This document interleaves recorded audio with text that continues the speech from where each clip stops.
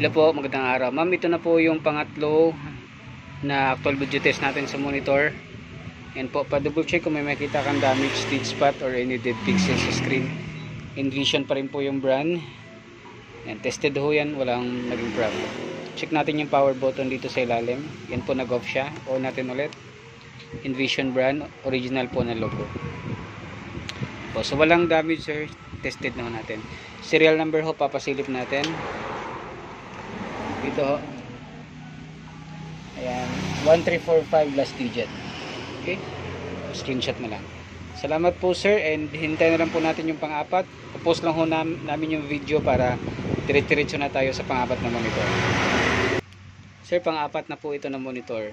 Ayan po. Kino-continue lang natin yung video para isang upload na lang. So ito po, pa-double check sir kung may makita kang damage, dead spot. Ayan, as you seen, goods pa rin.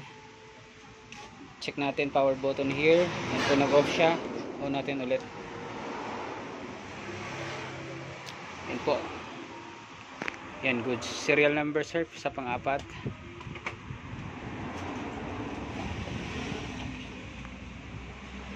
Yan, 19682 last digit. Okay sir, salamat to sa pag-order ng ating mga item, and yung webill ho nito sa pang-apat dito po. Thank you po. God bless. Bye-bye.